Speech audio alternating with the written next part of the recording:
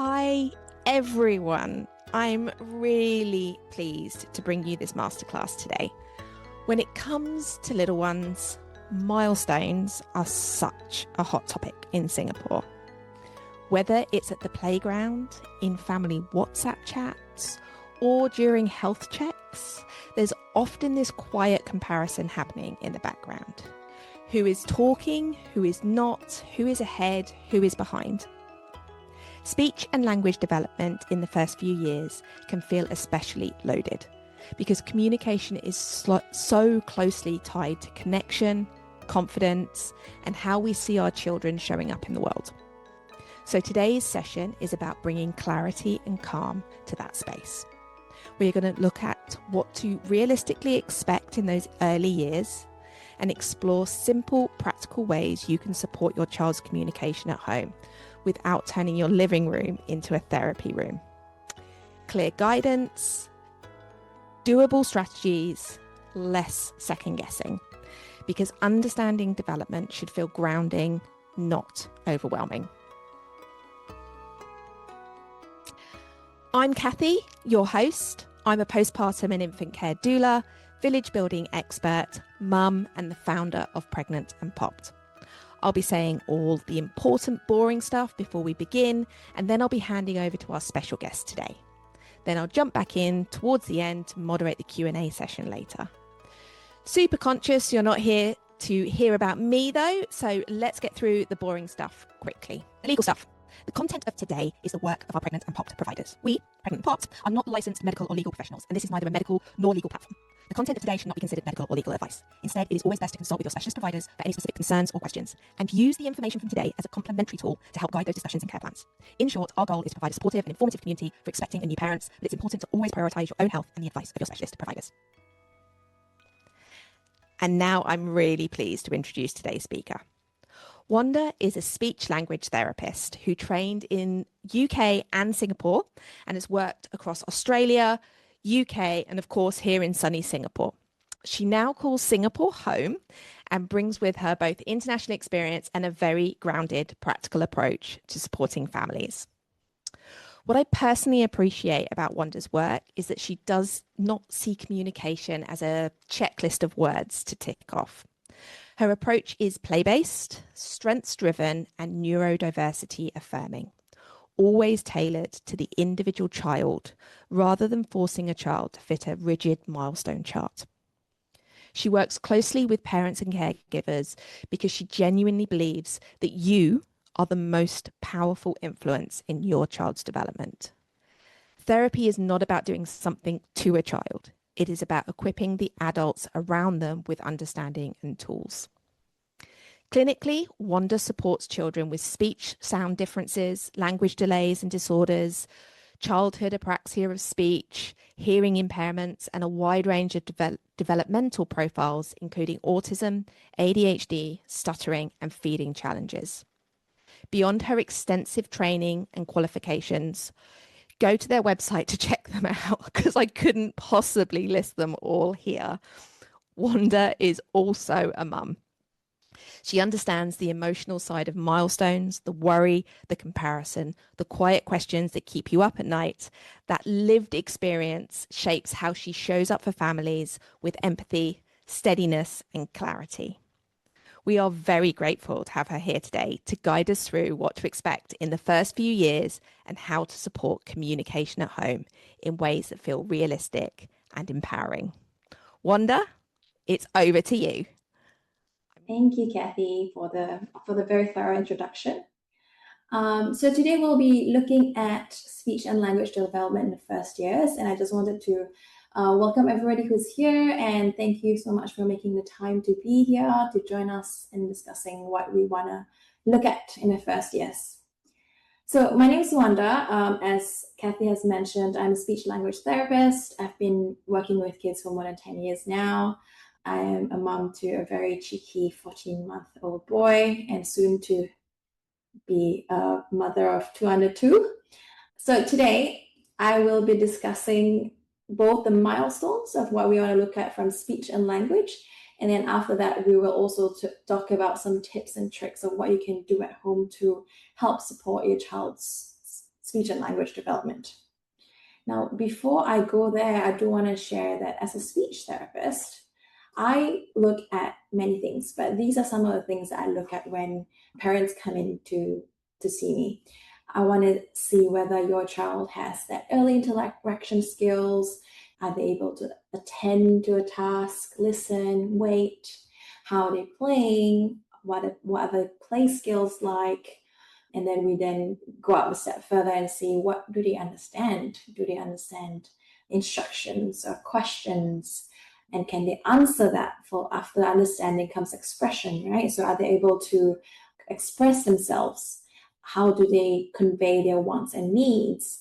And then the last thing that I would look at in terms of communication skills would also be speech sounds, which refers to pronunciation, articulation, how a child says the words. Is it clear? Is it unclear? Are they making errors on how the sound should be made? And things like that. So these are some of the things that we'll be covering today. And if you have any questions, like Kathy said, please feel free to just pop it in the chat at any time. So what is speech and language? So before I move on further, I just wanted to share that to a speech therapist, speech and language are actually two separate things. Speech refers to how sounds and words are made. So like I mentioned earlier, is how you articulate something, how your voice sounds, and how fluent you are. So if a child comes in with a very unclear articulation and pronunciation, we'll say, oh, she's having some speech difficulties. Or if someone comes in with a stutter, we'll say, yeah, you have a fluency difficulty, and that's part of a speech difficulty. But language is how we use words to share ideas and understand meaning. So it's really about not so much the delivery, but the content, right? Whether we know how to use certain words, how to make them into phrases and sentences. Do we understand past tense, present tense, the use of plural and grammar, all that all fall under the realm of language. So when I talk in the next few slides, when I talk about language and speech milestones, I just want everyone to keep this in mind, that we are talking about two different things. So first things first, key language milestones. I do want to give a disclaimer though, that milestones, children develop these skills within a wide range. These milestones are just our guideposts, not deadlines. So I hope all of you are taking this with, taking it as good information to know the guidelines for it, but they're not deadlines. Okay, so how many words should my child say? So based on the research, this is what an expected range looks like. So the milestone refers to what most children should be able to do. So 90% of kids at this age, at 12 months old, should at least say one word. And the average range would be what 50% of children are able to do. That should be 5 words, around 5 words-ish at 12 months old. And then above expected, which is, the 25% of all 12 months old would be able to say 14 words and more. So at 18 months, we are expecting about 10 words. And the average range would be about 50 words. Above expected range would be about 170 words and above. By 2 years old, we want to start seeing them combine 2 words to make phrases. On average, they should be saying about 300 words collectively. And by 36 months, we are looking at 1,000 words. And of course, we are not going to count them one by one, but roughly, you want to see a wider variety of types of words, not just nouns. You're using verbs, descriptive words, prepositions, just a lot more variety, and starting to combine 3 words already. So what counts as a word? A word is something that is used consistently, independently, and with meaning, so intentionally. So when a child calls you mama, and you are the only one that's being called mama, that counts as a word. But if a child is saying mama, but he's going to every person in the house, every stranger out there, and calling them mama, that might just be a babble instead of intentionally calling mommy, like the mother, mama. So what counts as a word? It will be actual words, word approximations, even sign language and gestures, if that's something that you're introducing to your babies. That counts as a word as well, as long as being used intentionally. Some symbolic sounds like animal sounds also count as a word if they are used correctly in the right context as well. Exclamatory words, hooray, yay, wow, those also count as words. Now when we're looking at language, for the next few slides, we're going to talk more about the different ages and what we're expecting at different ages. And in these slides, you're going to look at both the receptive language and the expressive language. So with the receptive language, we are looking at your child's ability to follow what they hear or read, or what they are able to process when you say something. And expressive language refers to what they do to express their thoughts, their wants, their needs, whether it's through verbally or written format. They all fall on expressive language. So just a reminder again that language grows in stages. You'll notice changes in listening, understanding of concepts, speaking, and vocabulary as they develop.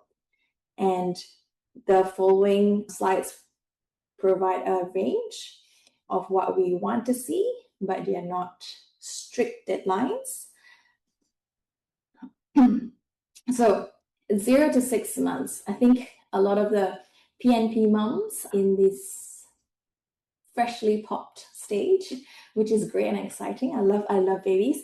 So at this stage, we know that babies are still developing their vision, they're still getting used to being out in the world.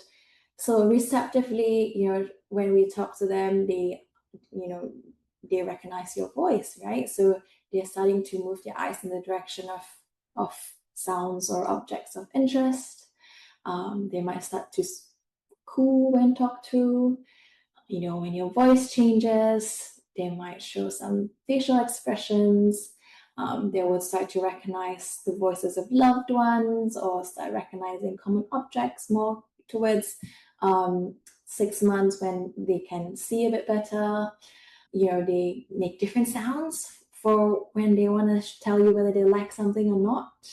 They cry slightly differently for different things, telling you, oh, I want food, or I want milk, or I want a change in nappy. We also start seeing babies, little raspberries start making sounds with their mouth. It's just covering their mouth. Sometimes some vowel sounds start to come, Sometimes the consonant might come out. So still very early months, just basically little sounds and more, laughing, giggling, and crying at this stage. And then in the 7 to 12 months, this is when, their understanding actually grows a lot more. They start looking at you when you call their name. They start realizing that their name is their name. They look for you when they're upset. They start knowing what these things are, what things around them are, what their toys are called, who their loved ones are. They might gesture bye-bye, hello. They will, tell you when they want to be picked up. They'll reach their hands out. They'll use lots of gestures, starts babbling a lot more sounds, mama, dada, do, dida, lots of nona, nona, just a variety of sounds. They're discovering their voice. And it's very exciting. They start to imitate a lot more what you say or what you do. They may start to say 1 or 2 words, might start calling you mama, dada. And that's when they really start saying more. We want to hear them say more things. So in the next slide, I am going to be showing a video of my son. So all the videos in this presentation that I'll be sharing are videos when my son were about 6 to 8 months. And let's just have a look and I do want to show you. So the next one, I believe he was about 7 months. It's me using the baby language. I want milk, Dad.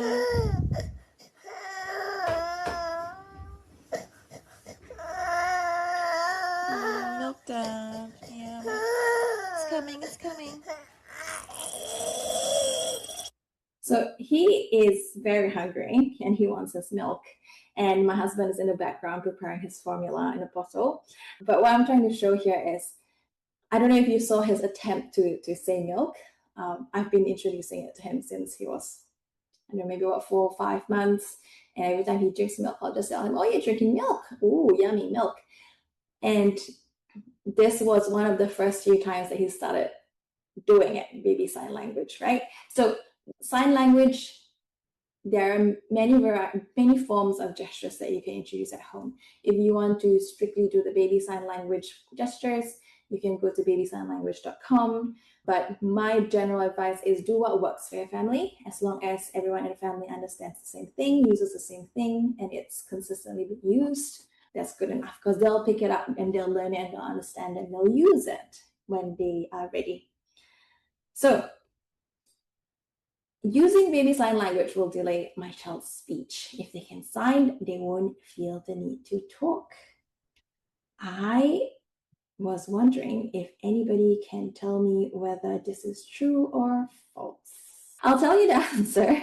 So this is false. Baby sign language does not delay speech. In fact, gestures support early communication, reduce frustration, and are linked to stronger vocabulary development. So don't be worried about, if your baby's using a lot of gestures and not really saying words yet. That's okay. The point is, they can still communicate right now, and it helps reduce frustration rather than screaming.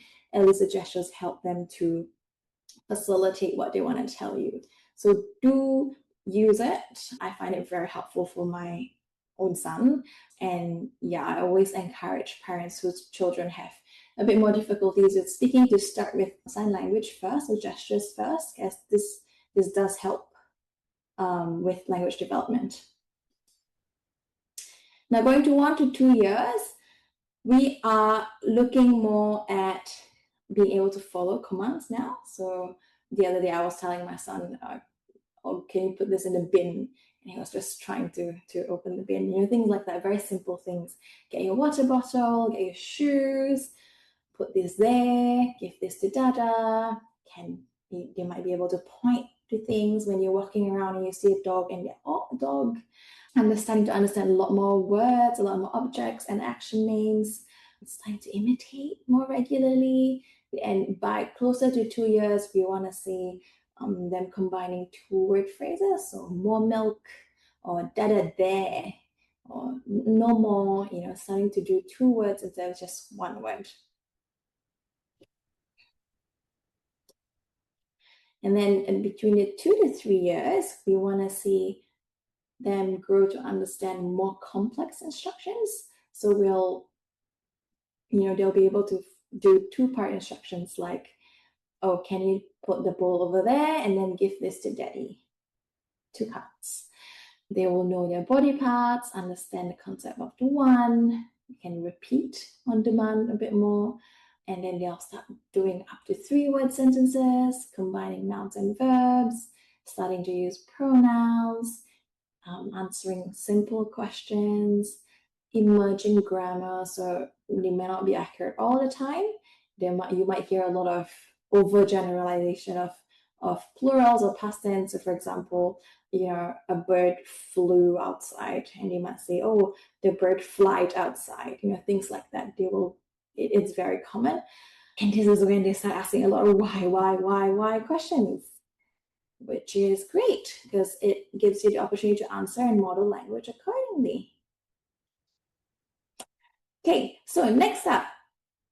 So I've just finished covering the up to 3 years of language milestone, which is again what a child should understand and be able to say. Next up, we're going to look at speech milestones, which is what they should be able to produce in terms of pronunciation at different ages. So as you can see here, we don't have anything from 2 and under, because most of the time when we work on articulation and pronunciation, we want to give them enough time to develop their articulatory abilities. And under 3 years old, children are still developing the skills to, move your tongue and control your jaw and make them move a certain way to make different sounds. So it's very, very common for children to simplify words. So for example, instead of saying rabbit, they might say wabbit. Because the R sound, as you can see, is a later developing sound. It's a harder sound to produce.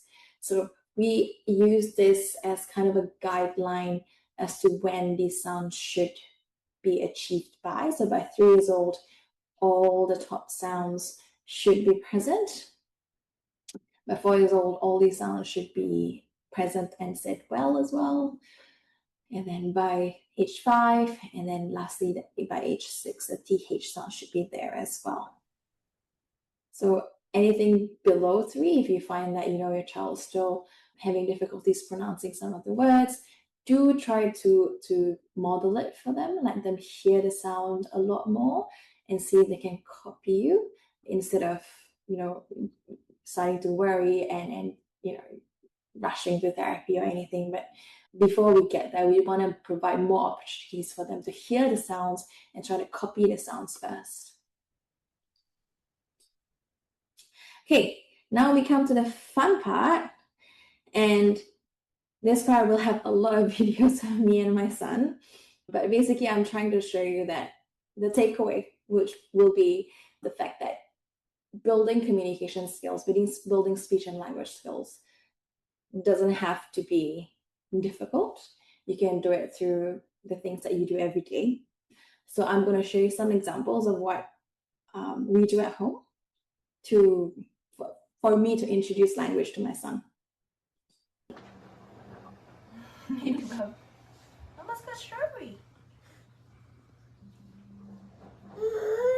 More strawberry for you. Yeah. More. That's when he realized he was being videoed. So even something as simple as breakfast, I was just modeling more, and he'd say more. So we went on, more strawberry. You want more strawberry? Vroom, vroom, yay! Vacuum, vroom, vroom. Vroom, vroom. Haha, vroom, vroom.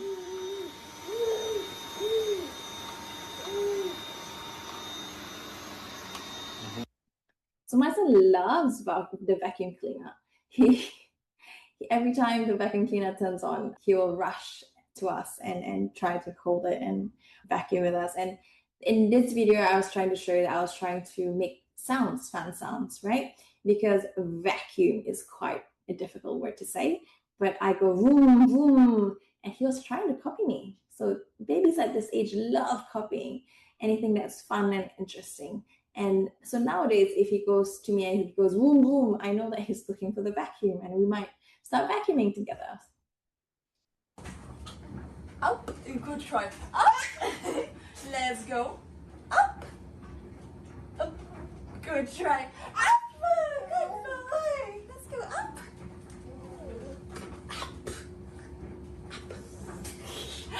Up.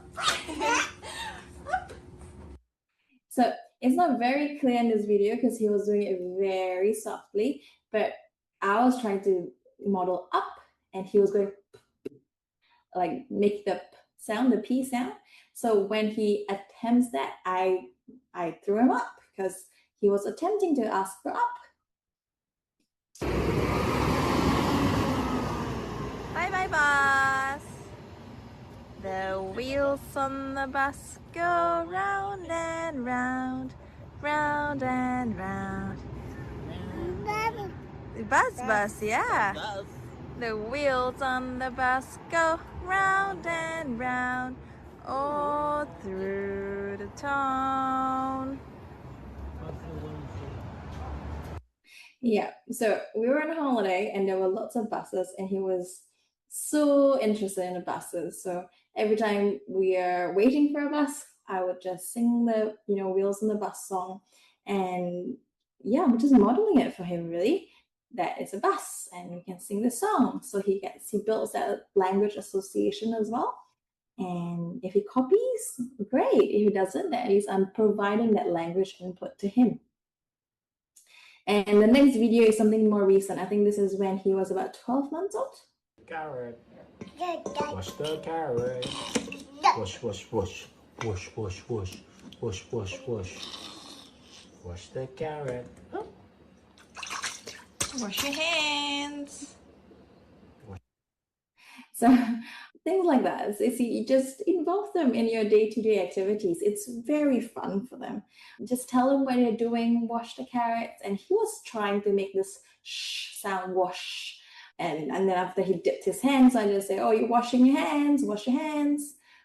As simple as that. That still counts as modeling language. So now we are really going to get down to the specific strategies that I was using in the videos. So we have quite a few to get through, so bear with me. Button, button, button. Ooh, touching the buttons. Button, button, button, button. Ooh, hello, button. Oh, so many buttons. Button, button, button, button. And one more. Thank you, sweetheart. Oh, pause, I think. Pull. Oh, pull. Pull. Oh, pull. You pulled it off. Pull off. Oh. Oh. Let's try again. You pulled it off. Well done. Mm. Mm. Mm.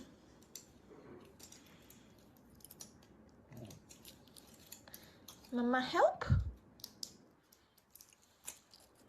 Mama, help.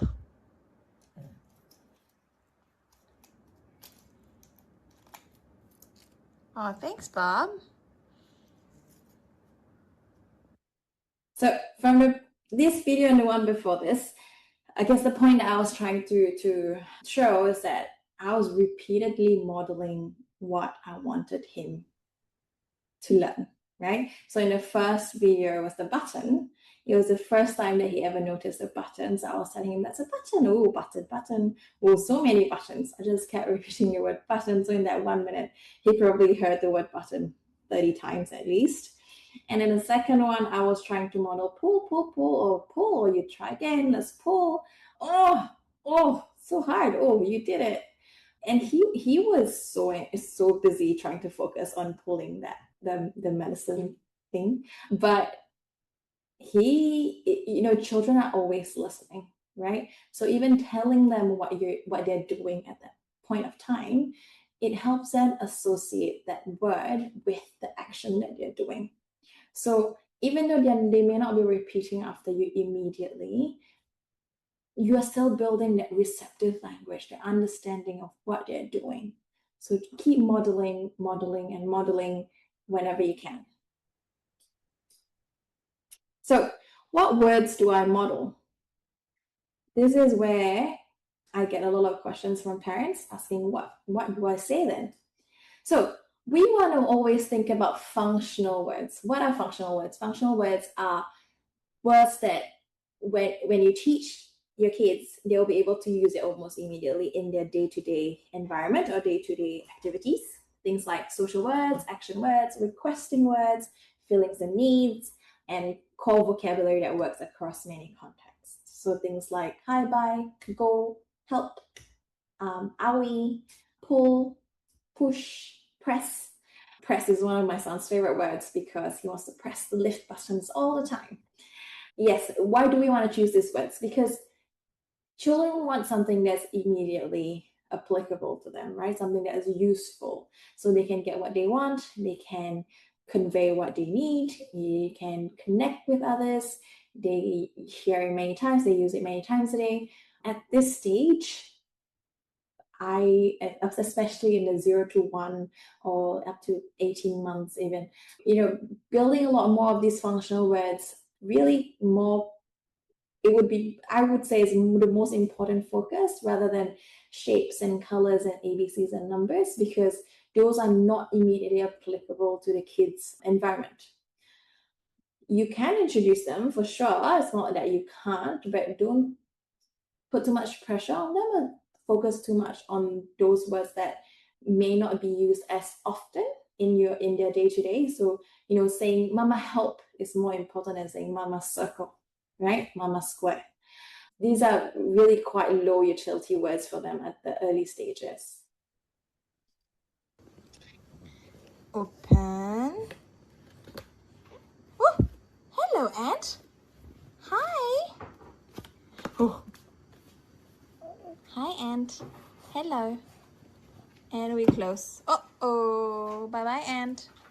Let's see who else can we find. Boo. Ooh. Let's open. Woo. Ooh. Hey.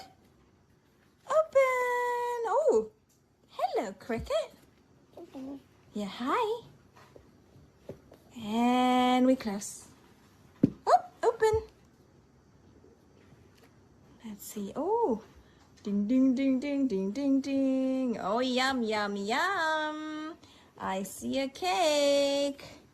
Yum, yum, yum. Let's, close.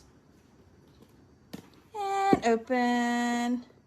Mama, open. Oh, hello, mouse. Bye-bye, mouse.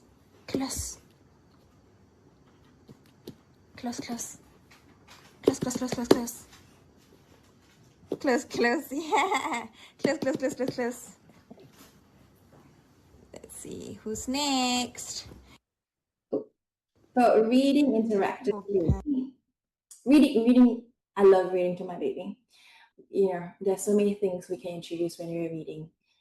New words, concepts, even gestures, right? You saw how he eye tapped and he copied tapping.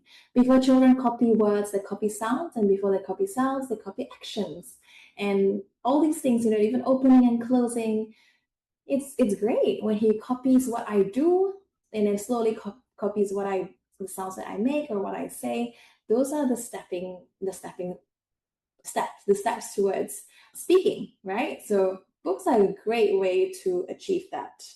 And the reason why I love books as well is because research has shown that children who are read to daily hear up to 1.4 million more words by age 5, leading to stronger vocabulary, better early literacy, and improved academic success. So books. The library has great books. If you don't want to invest in too many, it's just a fantastic way to interact with your baby. And a very common question that I get would be, what books do I choose, right? So what books do I choose for 0 to 1 year olds? At this stage, the focus is really about building engagement, sound play, and that face-to-face interaction. So we want to find books with strong visual contrast that supports early attention. We want to look for books with flaps and textures to build that joint attention. And we want things that are repetitive, or musical, because that promotes early receptive language skills as well.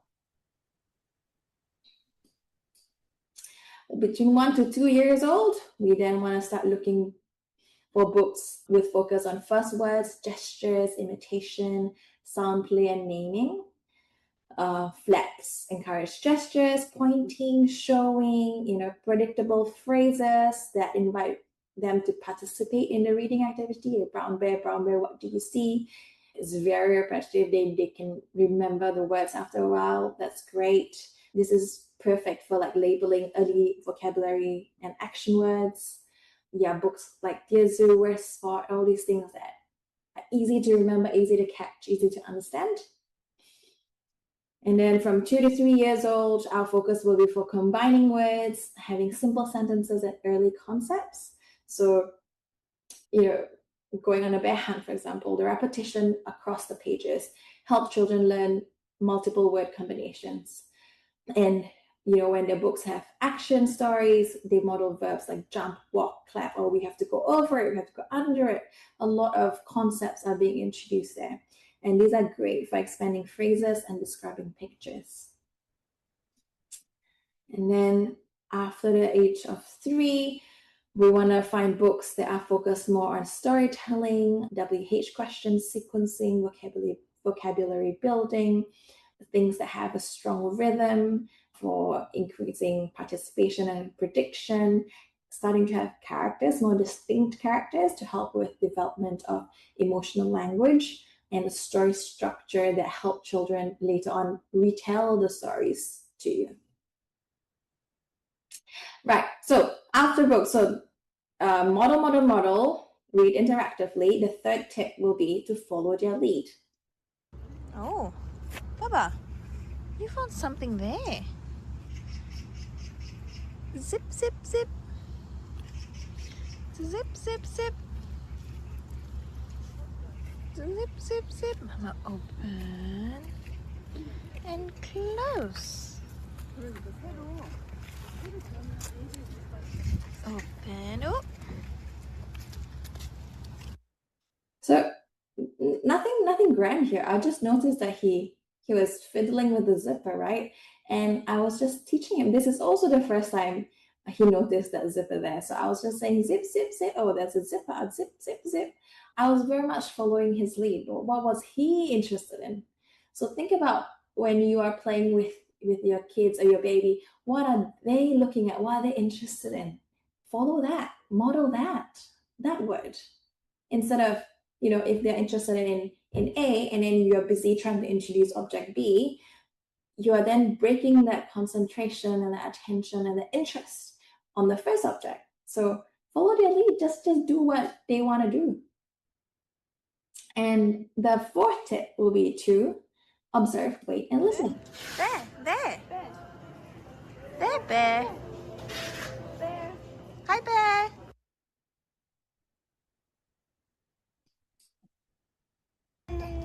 Next.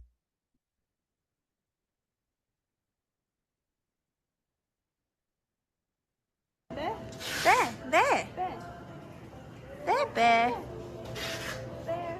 Hi, bear. Hi, bear. No, thank you. Let's go. Bye-bye, bear. So I was introducing Bear, hello Bear, right? And I just gave him space. I waited to see if he would repeat after me. And, with younger kids, they need time to process. So sometimes you say bear, bear. Sometimes he's processing, and then 5 seconds later he will say bear. But in this case, he didn't. He was scared of the bear, and he gestured and wanted to turn away. So I followed his lead again, and I said, okay, no bear. I say bye bear, and he waved by. So I was again observing what he would do. I waited for a bit, and I would respond accordingly. So the listen also includes listening out for gestures instead of just words.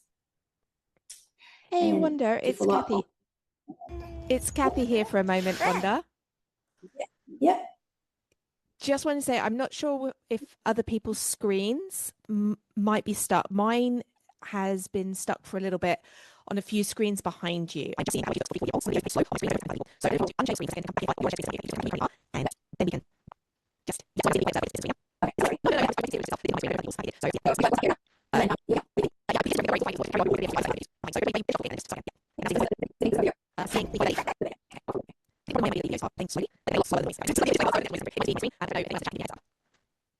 So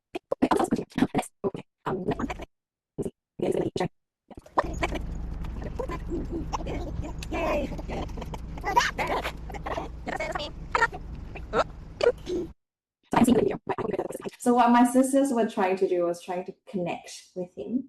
And this is something that he had been doing since he was a lot younger. So at this age, he was 8 months.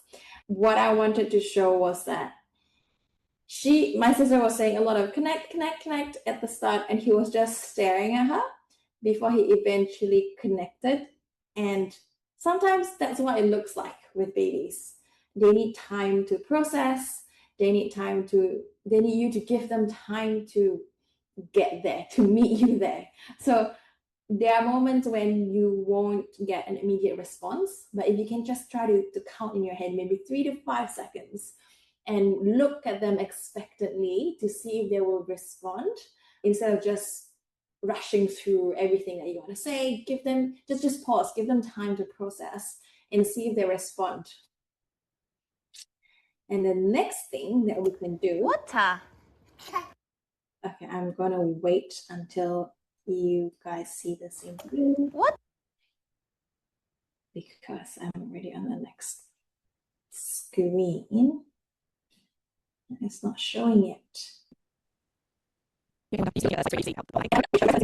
Yeah, we're seeing 0.5, give them time. Yeah, so now we're on 6 acknowledge attempts. Is that right? There it is. Yeah. So acknowledge attempts. I'm just gonna skip the video for this one, but what it shows in the video is him saying ta ta, and I went, oh yes, water. You're drinking water.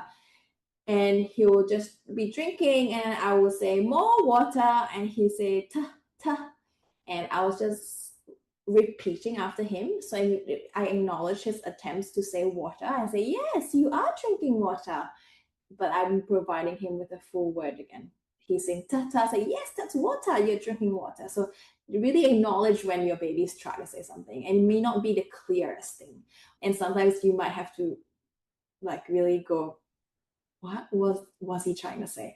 But try to make a guess and try to give them the right word that he could be saying, because that's what sometimes they just need that support to really remember what to say. So in general, some strategies that we want to look at. Okay, we shouldn't be lagging anymore because there are no more videos. Strategies for home for children who are not yet talking. I want you to remember to observe, wait and listen. Observe what your child is interested in doing. Comment accordingly using keywords. Get face to face. They really love looking at people's facial expressions at these young ages. Don't be afraid to imitate them. Part of acknowledging their attempts is imitating them, right? If they see that, oh, mommy's imitating me, mommy's copying me, oh, I can copy her too. It can be a very nice early back and forth between you and your baby. Slow down, pause, and cue the child to respond. Create communication opportunities. So, giving them pauses, making sure that you are setting up the stage for them to interact with you, and repeat. Because, some kids pick up words immediately. Some kids need that repetition to pick up words. And other kids may need even more repetition. So we don't know where our child is in the spectrum, and we just repeat. So for children who are already talking, what I do want to encourage you to do would be to expand your child's phrases, so words or phrases. If they're already saying ta ta water, right? I'll say, oh, you're drinking water, drink water, or like more water. If they're saying bird, oh yeah, birds flying, oh, birds, it's a bluebird. It's teaching, just adding more words to make it longer, build on what he or she is saying, use more open-ended prompts, read books interactively, do model accurate grammar, reduce questions and increase comments. I know it's very tempting to ask questions because we want to know what they understand, but there are other ways to assess them and what they know. Even while playing and commenting, they will show you what they know and what they don't know. But by commenting rather than questioning, you're teaching them, you're building their vocabulary, because you're saying so many more things, you're pointing out so many more things, getting them to notice so many more things. Talk about what they're doing and repeat what the child said in its correct form. So I'm not necessarily asking them to copy it back with me, but if they say, the earlier example I gave, so the oh, the bird flied away. I'll say, oh yeah, the bird flew away. You're right. Maybe we'll see it again later. I'm not asking them, oh, say flew. It's not flight, it's flew. But I'm just naturally weaving that into my response back to the child. So what we don't want to worry about too much about at this stage will be mixing languages, mispronunciations, not saying ABCs or numbers early, children who are a bit more shy and need a bit more support to speak up, and having a strong preference for gestures before words.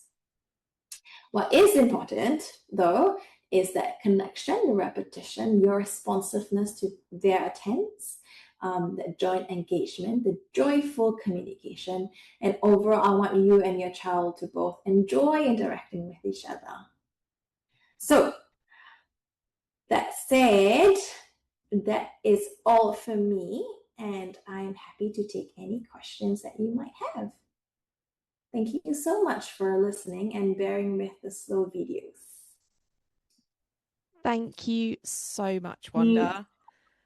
So useful. I think this in Singapore, we see it actually in the village. We see the comments, come up in terms of what's normal, and then the chit chat starts, and one person says, my child is saying this or doing this by now, and then the next person says, and then the first person worries, and I think it's so incredibly powerful to remind parents that they have so much power in themselves to model at home, and just by talking, communicating, reading, and honestly just talking about their day, just verbalizing kind of everything, like, this is what we're doing, like, I'm using the banana to make a sandwich, like, just talking and role modeling is so powerful in those early years. It expands their vocabulary and their understanding so much.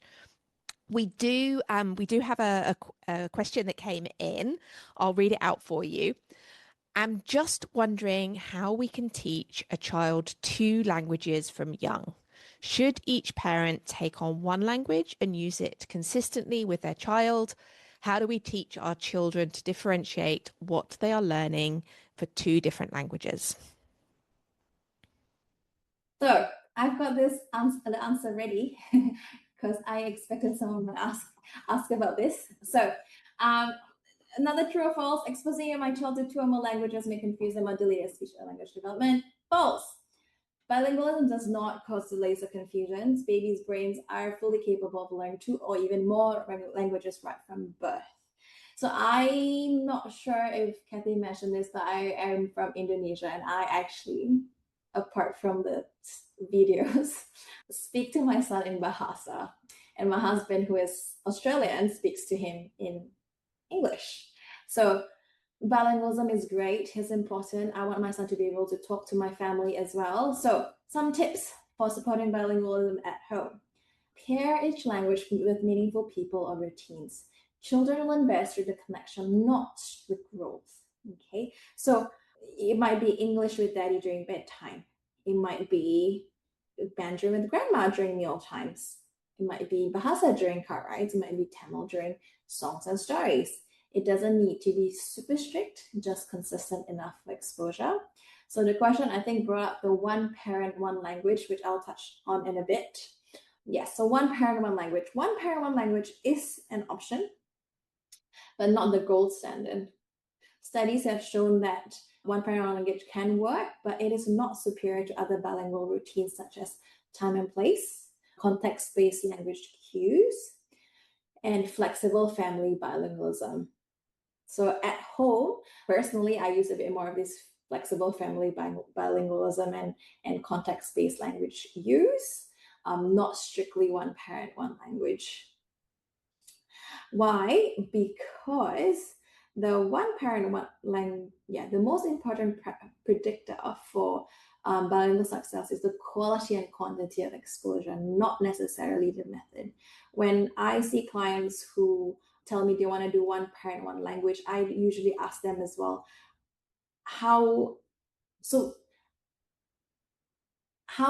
good a model of language can you give in that language, in that language A and language B, because it's not just about one parent doing one language, it has to be one parent doing that language well, right?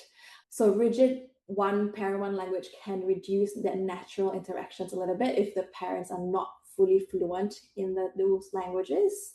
So parents who avoid a language they are more fluent or comfortable in may provide poorer quality language input, and which research shows is more harmful than mixing languages, because mixing languages does not confuse children.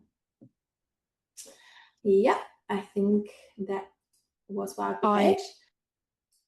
I always find it absolutely fascinating how bilingualism starts off with little ones and that mixing phase. I will never forget with my own niece, who's so my brother-in-law speaks mostly French to her, and her mum speaks pretty much always English.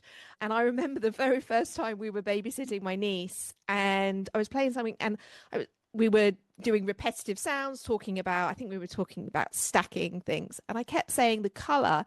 And then we suddenly realized that she was saying it correctly in French, every other color. So there was only one in the stack that she was using the French word for. And thank God I had some basic French. And we suddenly twigged and we realized, we're like, oh my God. I think it was black. So all the others, she was saying red, blue, and then noir. And we're like, huh? We're like, why is she not saying black? And we're like, oh, she's saying the French. And the way that they mix when they're learning bilingualism, that the one word comes to mind faster sometimes than the other word, I guess. Yeah. That's right, Kathy. I think the most important point about bilingualism really is doing what feels natural to each family, what feels natural in that situation, because there's no gold standard, there's no one fixed rule to bilingualism, right? Make it interactive and fun, and that's the best way children can learn. Yeah. Do you find in terms of fluency in either language, I guess they've got a lot to think about. So some people have said to me, it feels like the number of words that they've learnt doesn't necessarily match up. So, if as in the number of words they've learned in one particular language might be a little bit less because they've also been learning words over here in this other language, and it's not necessarily the same words in parallel. So I think some people I've spoken to feel like their little one is behind, but then it's suddenly like bam, and it kind of all comes into place, and then they've got bilingual talkative little people. Yeah. So what the research has found when it comes to bilingualism and what you brought up, so there'll be a period of consolidation where children may seem to have less in each language, but multiple studies have found that eventually if you really count vocabulary, French vocabulary and English vocabulary and combine them, most of the time it actually surpasses a monolingual, so a person who only speaks one language, the size of their vocabulary. So you have to add them both up because they count as separate words, and they usually have more. And then after this consolidation period, that's when the burst happens. So that is very common. That is very normal. Nothing to be worried about. Continue to give them the space to express themselves in whatever language they feel most comfortable in. That's why when we talk about context and doing in different daily activities, that also helps them to, there might be some words that are just easier in one language over another language. So they might prefer to use words from that language. Like animals in English are mostly a lot of single syllabled: cow, sheep, right? Fish. In Bahasa, they're all like 2 or 3 syllable words. So my son's not going to be able to do those. So when it comes to animals, he definitely knows more in English, but other contexts, he knows more Bahasa words. So things like that, just being a bit more flexible and giving them enough room, especially between the 0 to 3 years. Usually after 3, we see a lot more fluency, whatever you want to call it, fluency in that respective language. Yeah. That makes sense. Now, before we all have to go back to, being parents and doing day jobs, I'd love for everyone to have an understanding of when they should come and see you. So maybe just give us 3 oh, well, however many, like, but just give us an idea of what are the red flags to come and see you. And don't forget, we need to know where you are. How do we come and see you guys? So, sorry, what was the first question? Oh, okay. So yeah, what are the red flags? So we know what we should be trying to do like normally. So we should be role modeling, speaking, reading, and you gave us those wonderful indications of where they should be. But what are the red flags that suggest that we might need to speak to a specialist? So if we go back to the recording and we look at the milestones and we feel like the kids are not really meeting those milestones yet. So for example, 18 months, not even trying to copy any sounds or words, I would come in for an assessment. If by age 2, they're only saying up to a handful of words, not really starting to combine words yet. Or by age 3, if we are not hearing any word combinations at all or very limited, still a lot of copying, not so much generating own ideas and own sentences, I would suggest coming in for an assessment. Assessment doesn't necessarily mean your child needs frequent therapy. Some parents also come in to see me just for developmental checkup, just want to see what they can do to further support their kids. Their kids may not necessarily be behind, but they just want further tips and tricks to, give them a boost at home. And that's fine too. We are here to support you wherever you are in the journey. Our clinic's located in Orchard at Far East Shopping Center. And if you have any questions or want to reach out to us, you can do so via our website at ohanatherapy.sg or via Instagram. Our handle is ohanatherapy.sg. So should be fairly easy to remember. We have a great team, multilingual team. So, we do provide therapy in Bahasa, in English, Mandarin, Tamil, Portuguese, Malay, French. So, yeah, come in if you have any concerns. We'll try our best to help you. And you guys or you in particular, are very active in the village as well. I mean, you're always available. When you see a message, you've been so generous with sharing information in the village WhatsApp support group. So it's always worth people, joining up for that. If you're already in the village, look back, do some search terms, see what Wanda has already helped people with, drop a question in, and we absolutely love it when we can help people in that space. So we have had a fantastic masterclass. Thank you so much for giving us so much content. And I loved seeing your little one. It's been a while since I've seen and seen them. He's adorable. Absolutely adorable. He's running around. Oh, wow. Oh, wow.